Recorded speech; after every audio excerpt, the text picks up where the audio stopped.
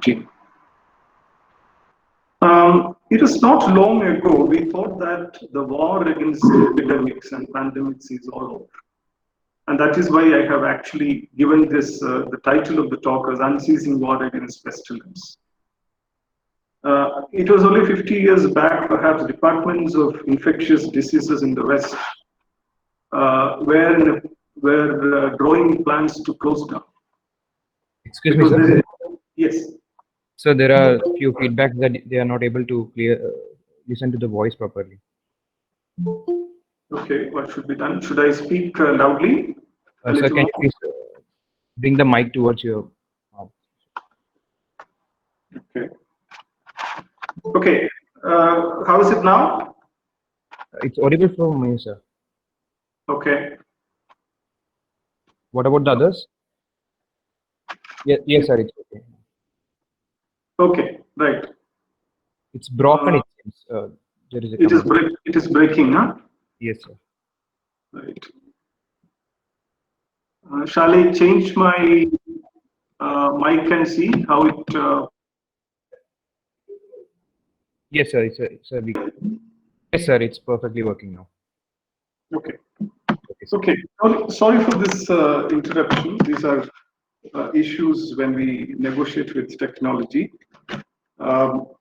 So what I was trying to tell you is that why I have given the talk this title, The Unceasing War Against Pestilence, is because of the fact that about 50 years back, the departments of infectious diseases in the West were prepared to close down. They thought that the problem they studied had been solved, the infectious diseases, and hence they want all of these departments to be closed down. You know, in 1969, the then US Surgeon General William Stewart said, I quote, "It is time to close the book on infectious diseases and declare the war against pestilence won." So, of course, he was reflecting such a myth of science and its capacity of fixing the problem of infectious diseases at that point in time. And interestingly, he was making this assertion at a time when the potencies of science to resolve every problem around and enable the humanity to march to its perfect destiny of progress has been turned seriously doubtful. You know, the 1960s, the context of the 1960s, the incredibilities towards progress was developing, incredibilities and uncertainties regarding science was gaining currency, and science, particularly after the Second World War, is seen not only as incapable of solving all of our problems, but also seen as crucially adding to our existing problems. Still, one of the crucial promises of science and scientism in the 19th century was that contagious diseases would be conquered and wiped out from the face of the planet forever. And it was often portrayed as a war. The language of war and battle was used. And obviously a war which was destined to be won. And this idea of war as a solution to problems, solution apparently comes from a modern political system of exclusive nation states. And nation states, of course, thought that conflicts between them could be resolved once for all through wars. And this idea of war, of course, is getting recirculation today. You can see our discourses about fighting, COVID-19 often resort back to the language of war and battle, right? In governmental policy, in political discourses, in public discourses, all we get a resonance of this language of war. And there were also attempts of late to link it with mythological wars and epical wars, in a promise of winning the present ongoing war in 21 days. The mythological war, which was won apparently in 18 days, was invoked with reason. Now, The reality now is that the cases of measles, mumps, which are all thought to be, wiped out uh, once for all, is coming back in Europe and United States itself. And new infectious diseases are emerging in an unprecedented rate. And the possibility of a next pandemic, which would be global, is giving people like even Bill Gates sleepless nights. It was 5 years back. Bill Gates was actually speaking about the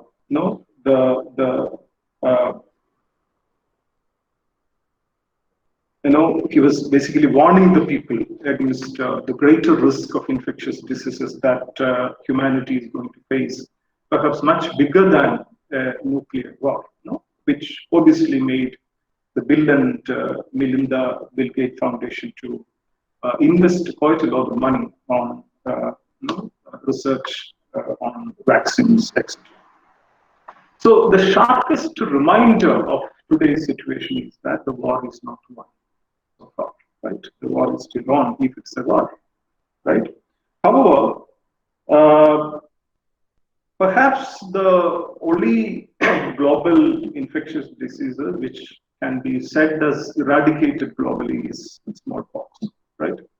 All others, right, that we thought have vanished from the face of the globe is today, is back in significant days, and also with the threat that they can actually flare up at any point in time.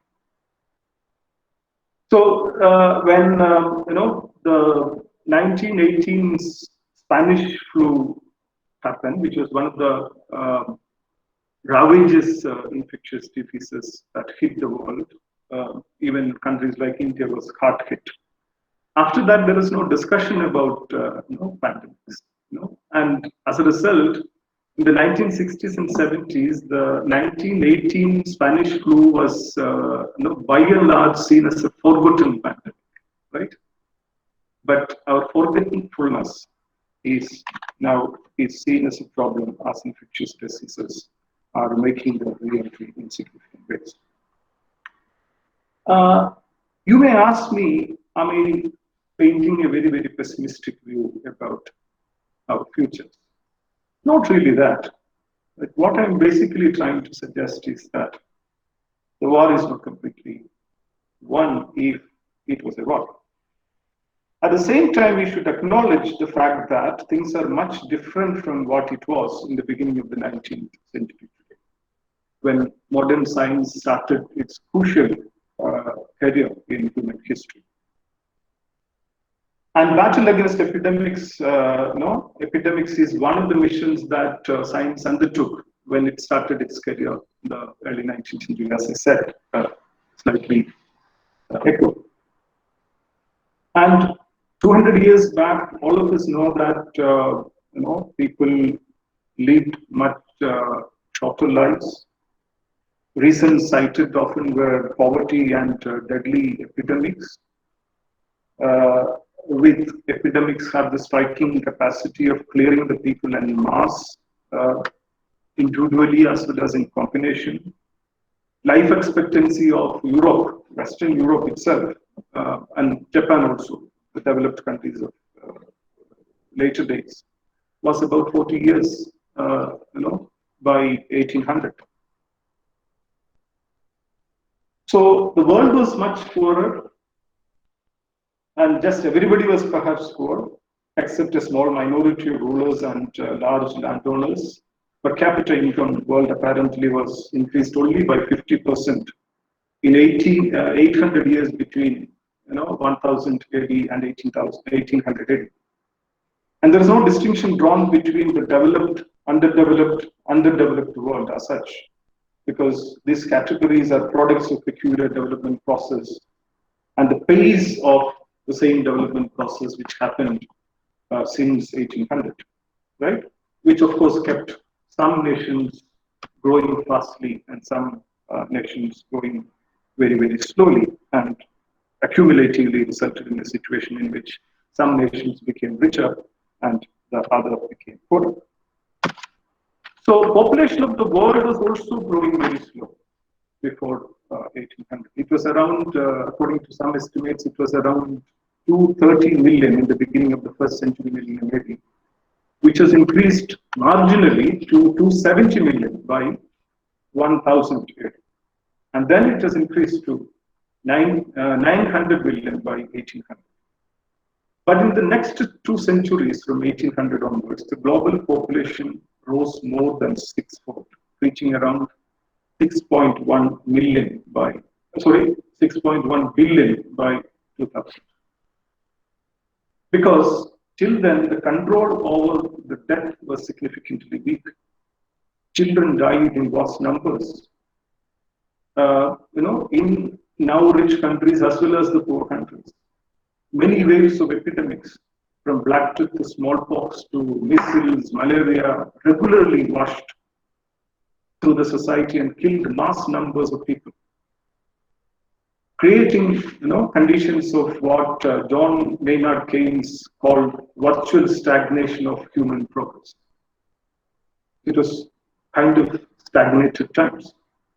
And Keynes wrote in an essay entitled Economic Possibilities of Our Grandchildren in 1930, that ups and downs defined those times.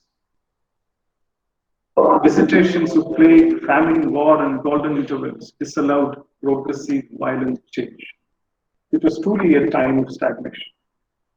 So the demographic situation, the pre-modern times, in short, before 1800, was that of a stagnant population growth, or the net growth was very, very small in proportion. And death rate was very high because of, as I said, epidemics and famines.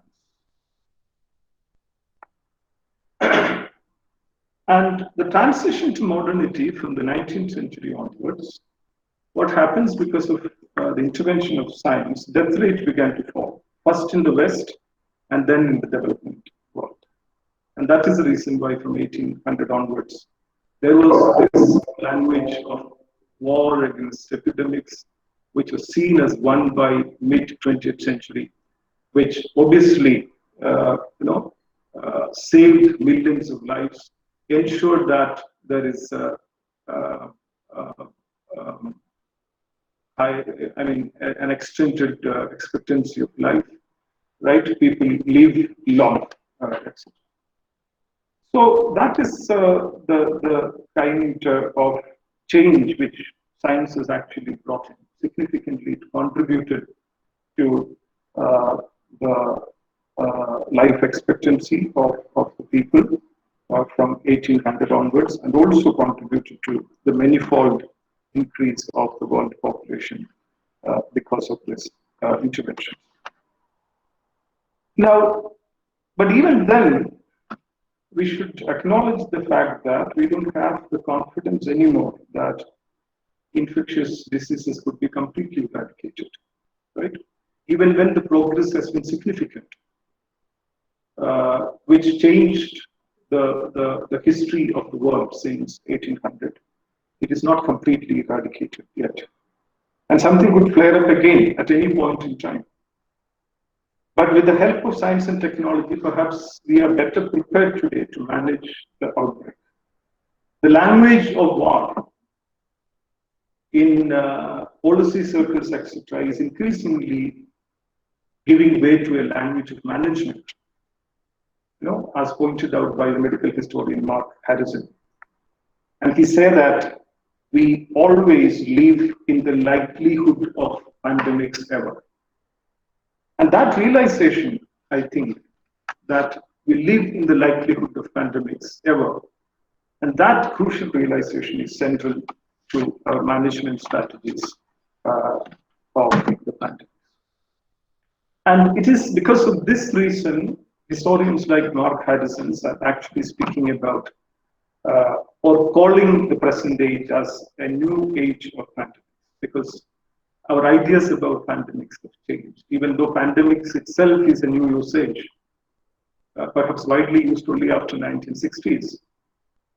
Our ideas about epidemics, how we interpret them, how we understand them has actually changed over time. And in medieval time, mostly it was seen as fate. And the fatality aspect foregrounds the aspect of God's punishment. And there is no other way but to actually take that punishment and face what God decides for humanity. And in the 19th century, that fate aspect has been significantly eroded. In 19th century, science has given a confidence to people that epidemics could be understood, right? Just like the mysteries behind, everything could be understood through rational application of science. Epidemics could be understood in that sense. And also 19th century has given the confidence that epidemics could be conquered, right? And the language, as I said in the beginning, was a language of conquering the pandemics. And today, as I said, pandemics is understood more in terms of management and more in terms of risk factor, right? And the certainty has basically gone. Certainty that pandemics will be vanquished forever has gone, right? And the centrality that contemporary times brings into pandemic discourse is the discourse of risk, right? And risk, of course, enable people to relate each other in altogether different ways. In social citizenship, the mutual responsibility of citizens each other in spreading, in preventing the spread, etc., etc. So we actually paradigmatically change ourselves if you travel through the history in our very understanding about pandemics.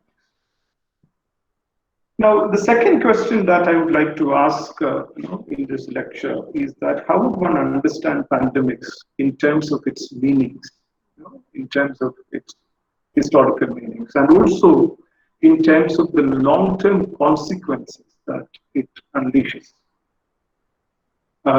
When I say that long-term consequences, I mean the long-term consequences beyond the loss of life, the wreckage of social life, etc., that pandemics unleashes in the immediate, right? In a broader sense, one can say that these meanings, what pandemics does mean, these meanings are multiple and extremely contextual. There is no permanent or one meaning which actually runs across history for the pandemic, right? And same is the case with its long-term consequences in terms of the capacity of pandemics to change the course of history, right? Now, while trying to make sense of what pandemics did to history, there is a considered discourse today, even today, that that discourse see pandemics as a kind of course correctors of history, right? And pandemics comes to correct the course of history, which somehow has gone out of the stream, right? So pandemics is seen in this discourse as a consequence of maladies of human beings on the environment. And hence the outbreak is in some sense an inherent corrective strategy of history, which of course history apply periodically, right? So these sort of monumental tragedies in the form of pandemics becomes natural interventions aimed at course correction in these discourses. So what I'm basically trying to say is pandemics are understood in this discourse as part of the capacity of corrigibility of history, which it actually periodically applies on us, on humanity. And there is also a moral and religious discourse runs in parallel with almost similar explanation, perhaps differ only in terms of the agency of change. And this religious and moral discourse projects or send reminders that life is temporary and provisional. And as a result, greater attention to themes of suddenness of death, apart from the inescapability of death, is already there, but the suddenness of death and the provisionality of life is foregrounded in this discourse. And why these discourses actually foregrounds not only just the inescapability of death and suddenness of death and provisionality of life or temporariness of life is to inspire people that pandemics basically offers chances for humanity to prioritize their concerns. And obviously, these religious discourses ask them to prioritize the affairs of the soul, right? As pandemic would cut your life and drive you to sudden death, where is life after death? Become a major concern, right? And that question is obviously something that enables the consolidation of traditional fasting power, institutionalized religion exercising a kind of power over the faithful through the invocation of life after death. And this invocation obviously results in the consolidation of traditional fasting power. Now, the question is, can we draw such meanings out of pandemics? My answer to that question is not in the affirmative. To me, pandemics worked in history in cases as post characters, in some cases as post characters, but in some other cases, the change was for the worst. So it worked as post characters in some instances, and in some instances, pandemics resulted in change which proved to be worse than the early one. Let me delve into some history to argue this case. Right? Of course, I'm not going to give a chronological history of the pandemics, right, starting from the Justinian plague onwards. I selectively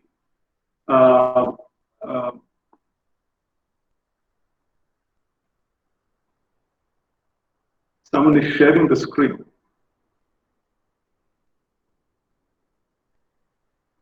Okay, I selectively use history to argue this case that the long-term consequence of pandemics is extremely contextual and divergent. Now, let me first get into the history of Black Deaths, which ravaged the world, and particularly Europe in the medieval times. It is considered as a devastating global epidemic, the Black Death, which was a bubonic plague that struck Europe and Asia in particular in the mid-1930s. And the plague arrived in Europe in 1347 and killed. We don't have correct numbers, from these times. It is estimated that in Europe itself, 20 to 40 million people succumbed to the Black Death, which cleared almost 1/3 of the European population to, according to some estimate, 1/2 of the entire European population, right? And if you take the global statistics as a whole, the world population was reduced by around 100 million because of this bubonic plague called Black Death. Now, if you look at the disease and its characteristic, the Italian poet and writer Giovanni Boccaccio,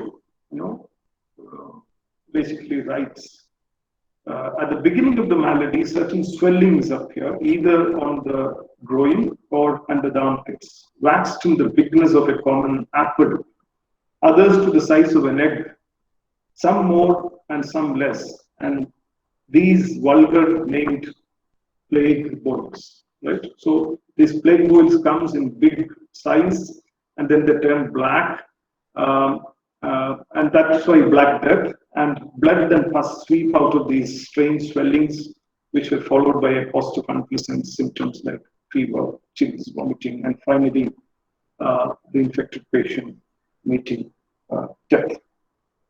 Now, in the middle of the 14th century, there is no rational explanation for this particular epidemic.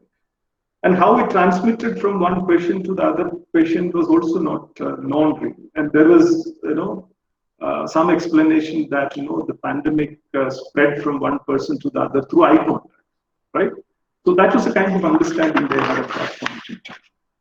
But meanwhile, the Black Death and the intensity of the ravage and the wreckage it actually caused to human lives unleashed extraordinary amount of panic, and healthy people did all they could avoid the sick coming in touch with them. Doctors refused to see patients. Priests refused to administer last rites to the dead. Shopkeepers closed their stores. Many people fled the cities to countryside, thinking that they would be safer in the countryside, right? All wanted to escape from the disease. And because they did not understand the biology of the disease, many people believed that Black Death was a kind of divine punishment which was sent by the god. Sins, because of the sins of blasphemy, heresy, etc., and too much indulgence with worldliness, etc., was attributed. And it was medieval times where religious thought and churches got a powerful sway over the life of the people. And going by this logic, the only way of overcoming the plague, the Black Death, was to win God's forgiveness. And some people believed that the way to do this, to gain forgiveness of God, was to purge their communities of heretics and other troublemakers. And for example, thousands of Jews were massacred as a result in an attempt to purge the heresy out of their community in 1348 and 49, according to some historical accounts. Now, this is the general picture about Black Deaths, and what were the kind of, even though it was a monumental tragedy, as I said in the beginning, in terms of the cost it unleashed on the life of the people as well as the economy. There were certain positive impacts if you take history in a long-term perspective, right? Say, for instance, it is said that the Black Death contributed significantly to bringing down feudalism in Europe. And this tragic occurrence resulted, obviously, in a diminished workforce, and more vulnerable people like the laborers, peasants, etc., died. And approximately 1/3 of the peasantry perished in Black Death. And as a result, the upper castes were not getting enough workforce. They were not getting tenants to manage their farms, which basically give greater bargaining power for the peasants, the survived peasants, and the workforce. Right. So this shortage of labor and the abundance of land, because many tenants, as I said, 1/3 to 50% of the peasants is estimated to have perished in Black Death. And that enabled the situation of shortage of labor and abundance of land, empowered the peasants to negotiate better terms with their lord. And many ambitious commoners could now acquire sizable tracts of land with agricultural products. They get out of the cultivation was entirely at their disposal, and commoners were incentivized to maximize productivity of their land and sell the surplus in the market for profit. So this transition, basically, the better bargaining power for the working force and peasants, and investment of such peasants in their own sizable tracts of land, basically paved way to the birth of agrarian capitalism in a significant way, ultimately setting the stage for industrial revolution and the modern world. Another important positive result, which is often pointed out about the Black Death pandemic, was uh, you know the movement called Renaissance, right? And Renaissance obviously gave rise to the modern world. It was the Black Death was happening in the middle of the 14th century, and there was a great fear of death, right? And the imminency of death made the society of that time, particularly in Italy, a more inward-looking society in significant manner. And the uncertainty of life and fall of economic activity made many of the merchants in the cities of Venice and Genoa to turn philanthropy. And also, they invested quite a lot of money that they have saved and accumulated over time as economic activity was disrupted on promoting arts and letters. And obviously, that led to the Renaissance efflorescence of arts and letters. And we know, the greatest names there. Dante, Boccaccio, Leonardo da Vinci, Michelangelo, Raphael, and if you look at Boccaccio, the Decameron stories of Boccaccio is basically are novellas written during the Black Death, right? And the book is structured as a story containing of 100 tales of a group of 7 young women and 3 young men, going away from the city and sheltering themselves in a secluded village outside the city of Florence to escape from Black Death. And there is this very chilling accounts of the reality of Black Death in the Decameron stories by Boccaccio, right? And it was during the time of Black Death this was actually compiled. And this has also resulted in a kind of revival of the classical and all, as represented by the spirit of Renaissance, as all of us know, right? Again, something related to the insecurities and uncertainties made them to look backwards, instead of looking forward, right? Because there is no courage to look to the future, right? Because the future looked rather absent. In the depth around, the uncertainty of life around, there is no visions left for the future. So a futuristic orientation was perhaps completely missing, in their thoughts. And at the same time, we should understand that this absence of a futuristic orientation instilled empathy in them, for the past, right?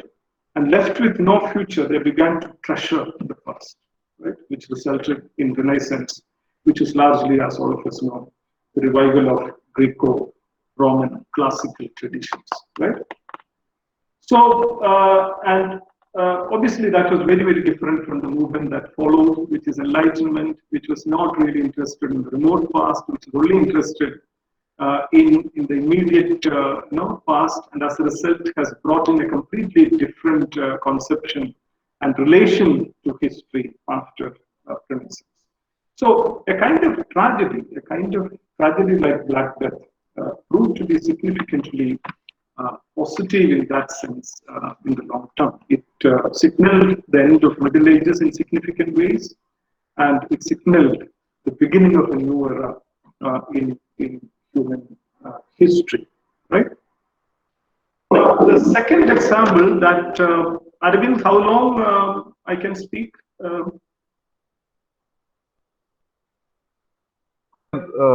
So we can go for about 50 minutes. 15? 50. Yeah, 50, 50, Okay. 50. Right. Total. Okay. So how much more I'm left with? Nearly 20 minutes. Okay, right. So there was some interruption in between. I think that's perfect. Yeah. And the second example that I would like to draw is the London plague, which was much discussed, which happened in 1665-66.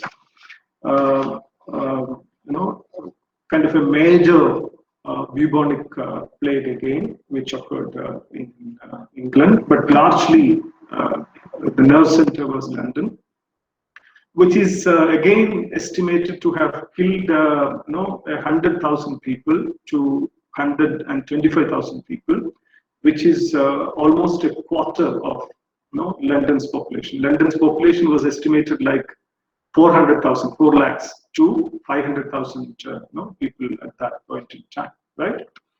Now, once this pandemic, the plague ravaged the city, obviously the rich began to run away, including the king, Charles II of England, left London, and he has gone to Salisbury first and then to Oxford, right?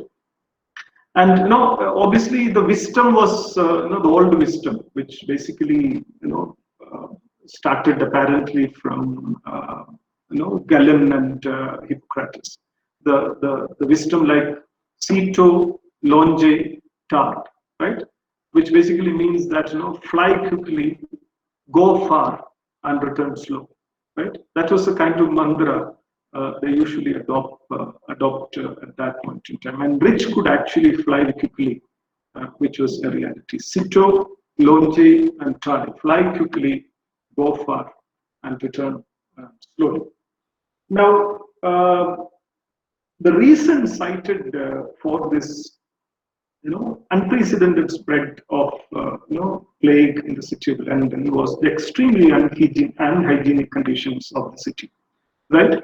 And it was pointed out time and again that Thames, the river Thames, was a kind of an open drain during those times, which was carrying filth of London and was basically a stinging stream at that point in time. Now, the positive result of the London plague was that even though it was yet again a monumental tragedy in terms of the life, the loss of life as well as the loss of wealth, which proved that yet again the London plague was followed by the Great Fire of London, which accumulated the problem, right?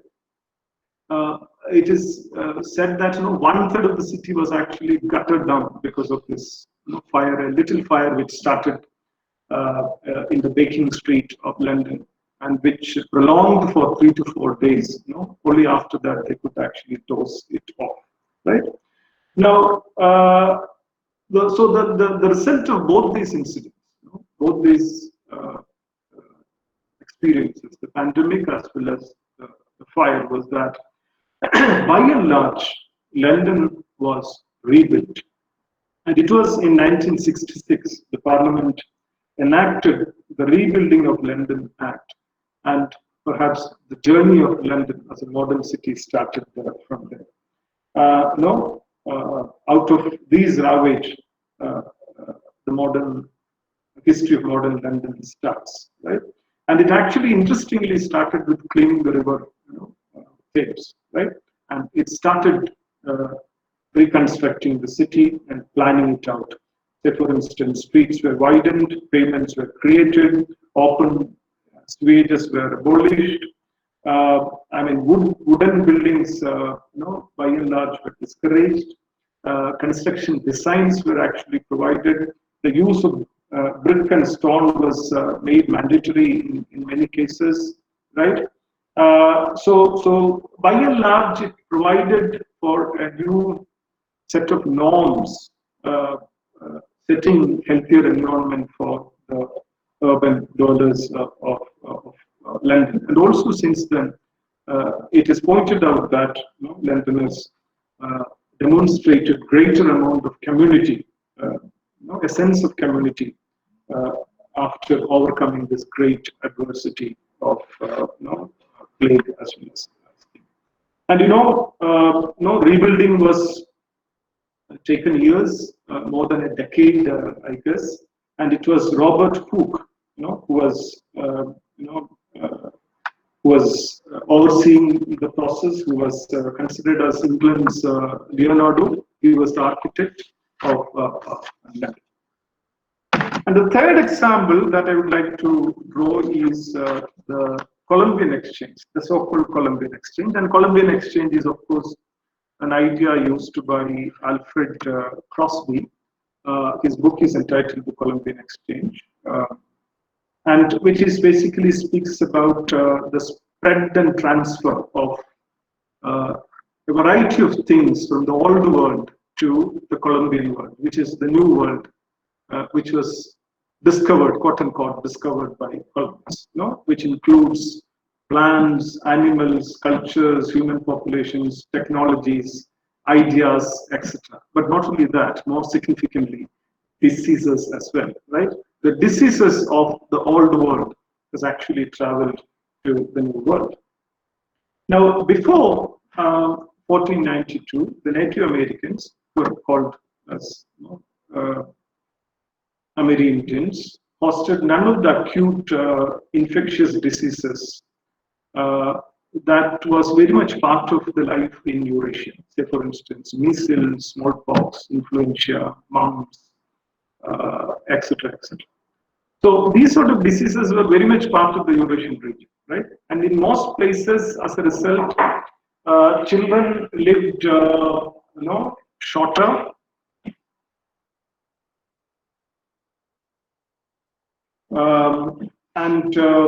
And over time, they have actually, developed immunity towards, these diseases, at least partially, if not fully. But these diseases were completely absent in America, and the Native Americans were not really immune to that. And what happened as a result was that these infectious diseases ravaged the Native American population, and it is estimated that between 50% to 95% of the Native American population was wiped out because of this so-called Colombian exchange of diseases, which includes measles, smallpox, black death, and others. Right? So interestingly, here you can see that the pandemic has become an important tool for colonization, an important tool for wiping out the native population of America, which was completely a kind of different meaning for this dignity. And in India too, we have a significant history of pandemics. In India, usually we identify cholera, plague, and malaria as the most important diseases of the 19th and early 20th century in India, which has taken a heavy toll on the lives in India. But interestingly, colonialism used modern science as one of the crucial justification tools for its rule in India. And obviously they made a distinction for themselves from the native population because they are the custodians of science. They are the custodians of modern medicine, right? And Indians were seen as basically, people who are not exposed to rational and scientific knowledge, right? Indian space was seen as mysterious. Indian space was seen as insalubrious. Indian space was seen as disease generative, right? By conveniently forgetting the fact that the spread and intensity of epidemics that happened in colonial India was also a contribution by colonialism and the conditions created by colonialism, whether it is cholera, malaria, plague, all these things has been significantly contributed by the economic and urban change which is brought by colonialism. I'm not getting into the details because of lack of time. And the last one, which I would like to discuss, is of course the Spanish flu, which ravaged the world from 1918 to almost 1920. It started in the United States, caused by this H1N1 virus, And it is estimated that around 500 million people were infected by the disease. And according to some estimates, it also killed around 50 million people worldwide, right? Now, Spanish flu, in some sense, ended the First World War because it is pointed out that the Allied powers were infected with Spanish flu much later than the Central Powers. Say, for instance, the morbidity and mortality in Germany and Austria were much higher than what it was in Britain and France in the early stages. So as a result, Central Powers lost much of their striking power, perhaps because of the World War, which forced them to compromise, and which of course led to the end of First World War. But also, we should not forget the fact that First World War itself was a contributing factor to the spread of the disease, right? So, for instance, the disease came to India through the soldiers who traveled outside and who were coming back and who were transported back to India, particularly in Bombay, and from there it actually spread to other parts. Right. So, and of course, it has created serious economic disruption. We know that there is long-term economic disruption, which not only contributed to the end of the so-called first globalization. As all of us know, first globalization is something that happened during the during the time of empire, with imperialism at the center of its history. Apart from the war, apart from the kind of economic disruption, this particular disease also contributed to the end of the first phase of globalization, and globalization second has to wait till the second half of the 20th century to come back again. Also, it significantly resulted in the freezing of mobility across nations, which was happening in the colonial world, as we know, which is happening between colonies as well as between nations. That was significantly frozen because of the disease. Not only just disease, there were other reasons, but disease was, of course, a major reason. It also contributed to the depression, which has followed, and then obviously the problems that created subsequently. And in India too, as we know, Bombay was the center of this flu, and people like David Arnold has argued that 12 to 15 million people were killed in India because of this fever, which is sometimes called as Bombay Influenza. Obviously, as I said in the slightly ago, the possible roots of this disease coming to India was through the returning soldiers of the First World War, right? And the spread of the disease was accumulated perhaps by a failed monsoon in 1918 and the subsequent famine situation from that time onwards to 1918 and 1919, which forced many people who was driven to starvation to migrate to cities, and which actually contributed to the congestion of the city, and obviously the city was already affected, which resulted in the spread of the disease in huge proportion. Interestingly, Mahatma Gandhi was also infected by the Spanish flu, but luckily he survived. And also, one reason why in the 1918 to 20 Indian nationalist activity was gaining much more strength was also because of the British apathy towards the infected people, right? And obviously, it was seen as a poor man's disease, and as a result, there was a greater apathy, and British officers were actually running to safety. People were left by their own to often face it, right? Say, for instance, a health officer of Calcutta remarked, of course, which basically is a sharp uh, testimony of the indifference with which the colonial administration dealt with the problem. They said that he said that the excessive mortality in Kidarpur appears to be mainly due to large coolie population, ignorant and poverty-stricken, living under most insanitary conditions in dark, dirty huts. They are a difficult class to deal with. So this difficult and dangerous class to deal with, obviously is something that is not only related to poverty, but also to their consequent vulnerability to diseases in that sense.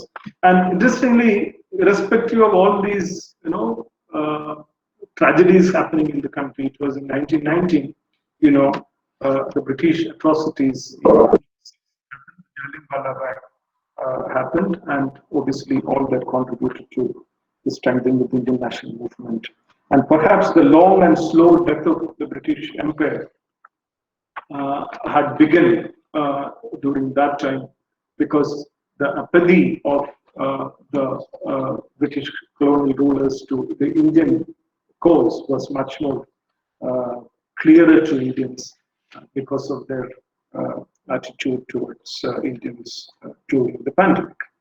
Now, let me conclude by drawing from Norbert Elias, the German sociologist, who was actually speaking about a kind of civilizing process, right? A civilizing process, you leave aside the Eurocentricity attached with that, etc., and take civilizing process as something free from that Eurocentrism. It is a kind of profound change in the human behavior.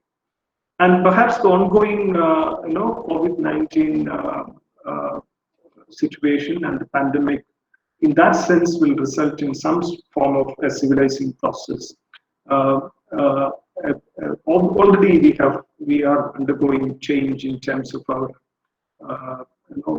behavior in public, behavior of physical contact, in terms of hygiene, etc., right? So a kind of decentered, reflexive, civilizing process may occur because of the kind of ravage that we are undergoing today. But at the same time, this civilizing process should not be selective. This civilizing process should not be happening only at the upper echelons of the society. And we have to work together as a human species to be organized, to care for one another, as rightly pointed out by WHO, to realize that the health of the most vulnerable people among us is a determining factor for the health of all of us, right? And if we are not prepared to address the health problems of the most vulnerable categories of our society, and obviously there is a larger threat, and the threat is, of course, humanity. And this is basically the time, as WHO has rightly said, we should find our common humanity by making this civilizing process much more inclusive in that sense, right? But what we are seeing today is not exactly that. You see a lot of scapegoating happening. There is mass hysteria. There is outburst of religiosity to novel responses to almost every sphere of life today. And this also indicates that while the whole population is caught in the same form, everyone is affected in some way or the other. Not all are in the same boat. People are dissimilarly affected, right? The socioeconomic factors and the relative statuses of various dominant and minority cohorts are extremely relevant to understand our long-term management strategies to address these vulnerabilities.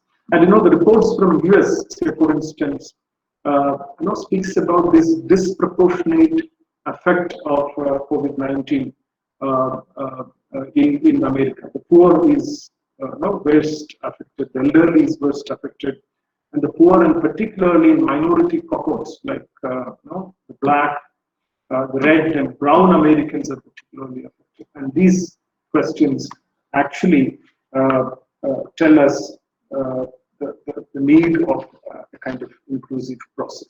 And also there are examples from even within India. We know what has happened in India due to the sudden announcement of the lockdown, or migrant laborers and vulnerable sections of our society. And many often the policy decisions are taken by forgetting the fact that social acceptance is necessary for successful implementation of such combat strategies. So obviously we should think about a civilizing process in a broader sense, in a reflexive sense, in a decentered sense, also in an inclusive sense, right? And the framework of risk that Mark Harrison was suggesting is important here, because risk significantly aggregates population, because your risk is my risk as well, and that is where the language of common humanity should emerge. But at the same time, risk significantly disaggregates, right? Risk is not the same across the population. Risk actually varies, and if we are not addressing that problem, obviously, what is waiting is not really perhaps a rosy situation. Also, the idea of resilience. Now not only just in natural calamities, but also in the situation of pandemics, the capacity of resilience is celebrated, right? And of course, resilience is necessary. Such instances needs to be celebrated, right? And usually it is celebrated after the pandemics and such calamities, right? Now, but at the same time, it is important to ask the question, who were resilient and who were not, right? And what was the difference in terms of the resilient capacities of different people, right? I think this question is so central. Who was resilient and who was not resilient? That question is so central in building capacities for equitable resilience. Thank you so much. Thank you very much, sir. Thank you for that thought-provoking lecture. As you rightly said, we are living in a world of inconsistencies with a lot of pessimism around and a lot of disturbances and distractions. But again, I believe that with the lessons of the past, we'll be able to recover and to move ahead, and the humanity will survive all these issues. Now, I think we can give about 10 minutes for question and answer section. If the participants are having any questions, they can post it either in the chat box or can ask it directly to Varghese sir.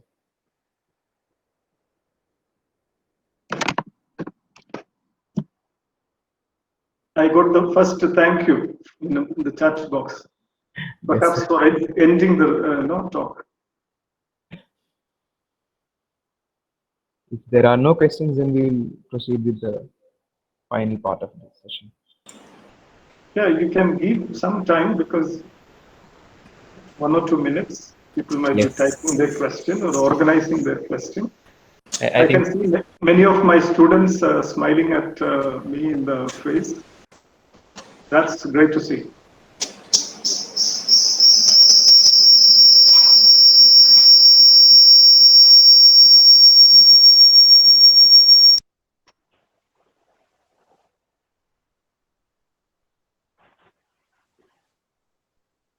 So do we have any questions from anyone? I think everything was crystal clear. Please. Okay, so there is a question for you, sir. Yeah. Greetings, Varghese sir. Yeah, Suja, please carry on. Please. Okay. Wonderful class. also the clues or the points that you're referring gives me an interesting question. A question that might interest me. Just usually when such pandemics happen, that itself, the situation itself gives out a clue how usually we plan our survival skills. Humans are well known for their survival. This COVID, I'm curious to know, is it actually the unity that people are showing, the way they are united in precautions and all, the way they are listening to it, the way they are following in one part of the world, equally important how they are ignoring it in some other part of the world. Is it actually giving a clue how we are going to survive, how we are going to plan our survival activities? Or is it showing any Yeah. hope, the present situation, how they are No, reacting I to would it? largely. Okay, so I would largely agree with what you are saying because the response of different people to a same situation may not be the same. It is different. It also comes from their ability to respond. And the ability to respond is significantly entrenched in their social, economic, kind of life. And say, for instance, the other day I was actually traveling to rural Karnataka. I could see no one, actually wearing mask and all, and I was obviously surprised, going from the Hyderabad city. But the point is, uh, are we really providing them mask? Are we providing them kind of, these are the kind of common responsibilities that perhaps government should undertake. But at the same time, we should also understand that whenever we actually plan our strategies of combating, such situations, there should be a larger social sanction. If that social sanction is missing, obviously there is incentive to violate that, right? Not only because of their, some people are forced to violate it because they have to resume economic activity, they have to run for their livelihoods, right? So such situations are there. But at the same time, say for instance, I was speaking about the lockdown, the sudden announcement of lockdown was done by completely overlooking the problem of the urban migrant population, right? So as a result, since that problem was missed or has been missed, what happened is the people who are affected by that did not socially approve that decision, right? They began to flee the city, irrespective of whatever lockdown you are speaking about. They began to flee the city. So it's important that policy decisions are actually made with social sanction.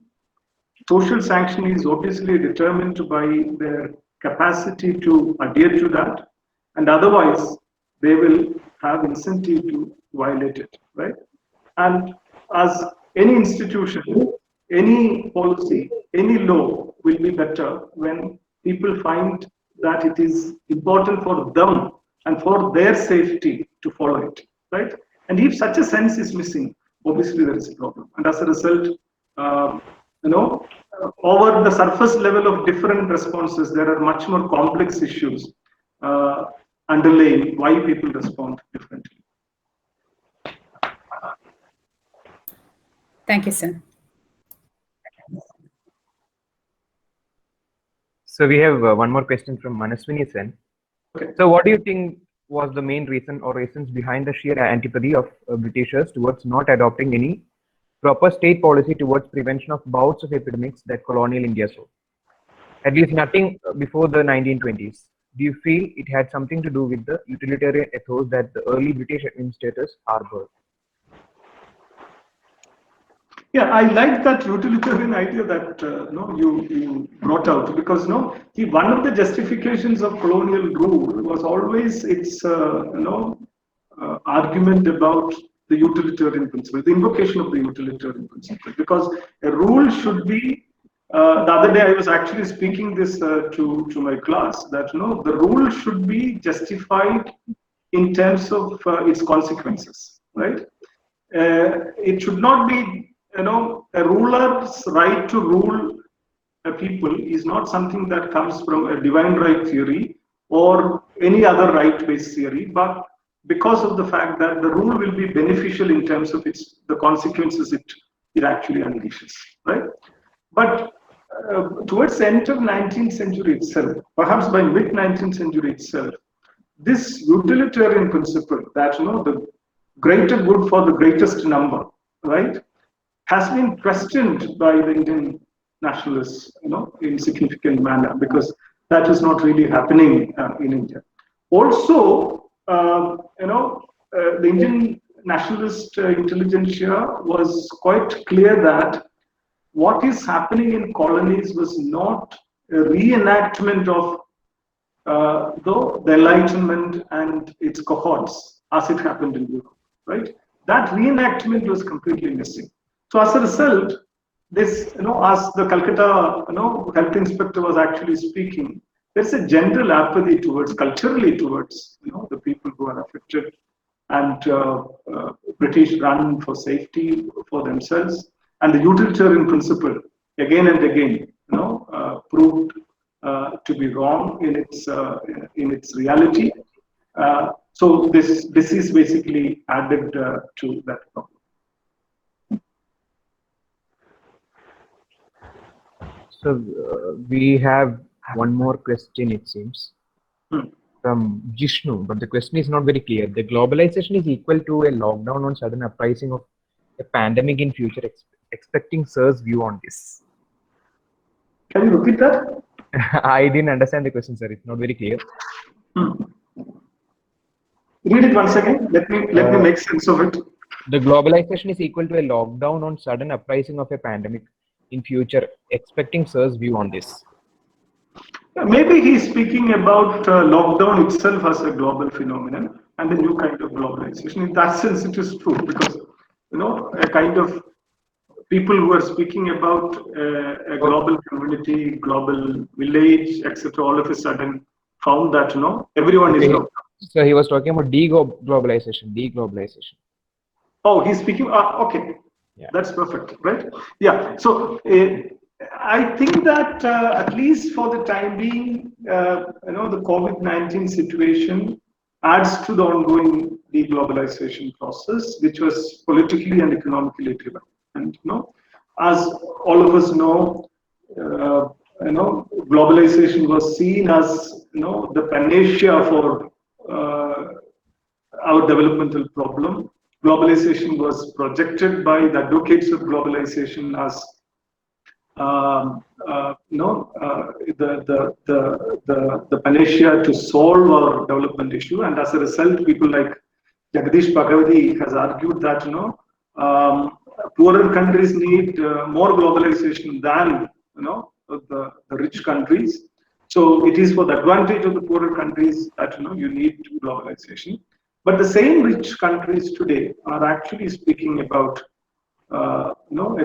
speaking a different language. And say, for instance, America is speaking how globalization has actually disenfranchised them economically in significant proportion. So, and not only just America, many other places, there is a hate towards migrants. There is migrant workers. There is a hate towards people who are actually economically getting benefited. There is a racial angle to it. Radical, right politics is spreading, and the same people who said that globalization is the benefit for all of us is today saying that globalization is not for the benefit of us, since because of that we are actually re-strategizing ourselves. I think for the time being, the pandemic will augment that process, deglobalization. But then we'll have to wait and see, because even when you say that deglobalization is happening, globally significantly connected as well. Structurally it is connected. So it's not very easy for easily pull out, all of a sudden from these structural conditions that actually created globalization. It may be disrupted in some parts, but it may get extended in some certain other parts, right? And perhaps that's the way in which perhaps globalization would move from now onwards. So we have one last question from Ajtal from IIT Madras. The idea of risk, when we look from the perspective of Beck, is something that affects everyone without exception. Whereas we can now witness several postmodern takes towards the pandemic itself from philosophers like Agman in a tone of denial. So how can we look at the idea of modernity itself from the insecurities unleashed by the pandemic?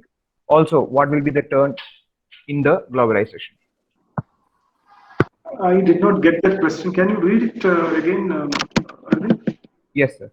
The idea of risk, when we look from the perspective of Beck, is something that affects everyone without exception. From the perspective of? Beck, B-E-C-K. Beck, okay. Yeah. That affects everyone without exception.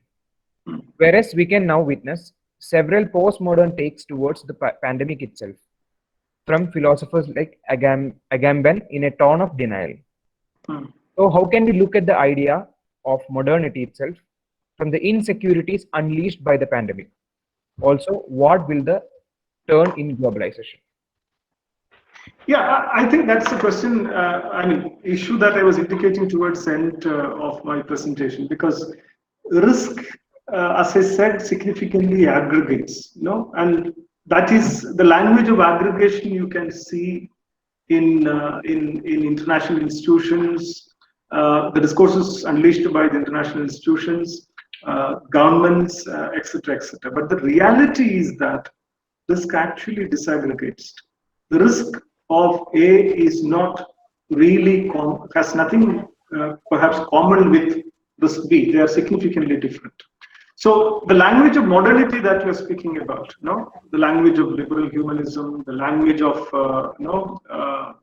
a shared destiny, the language of development, the language of progress, all these kinds of things has been significantly punctured already by the language of uncertainty and incredulity, as I said, at least from the 1960s onwards. I think the idea of risk will add to that movement, and unless and otherwise we are not addressing this fact, the disaggregation of risk and the diversity of risk, I think we will go back to the language of modernity again and again, as international institutions do. At a policy level, it's necessary to advocate that, but it is all the more important that we are doing it. Thank you, sir. I think that's it for today. I mean, the question answer part. Now let me invite. Could you please explain about what? Sorry. Okay. Sir, So please let me now invite. the globalization, please. Who is that?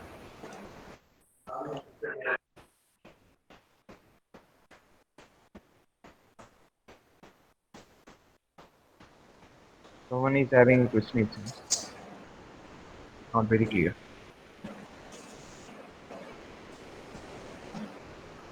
So let me now invite Sri Vince Matthew, Assistant Professor, Department of History, Marathanesh College, to deliver the vote of thanks. Thank you everybody for participating in this webinar, and a great appreciation and thank you to Dr. Vijay Varghese for his wonderful talk. He has given in detail how starting with Black Death till our pandemic times, how it had affected the world colonially and economically. Thank you very much, sir, for that. And I am also thanking you for sharing with us all the time. Again, I thank everybody in our college, the management, our colleagues, and the technical staff who had supported us to realize this webinar. Thank you, everybody. Okay, sir. Thank you. Thank you so much. Thank you so much.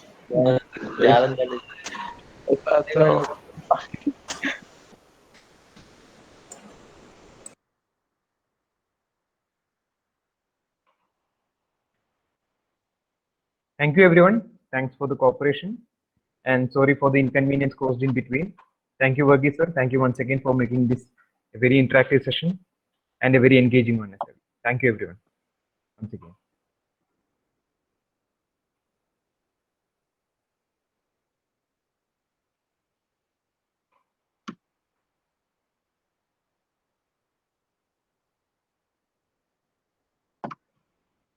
We have shared the feedback form. I hope everyone has already noticed it and hope you'll fill it and submit on time. We'll close the link by around 12:15.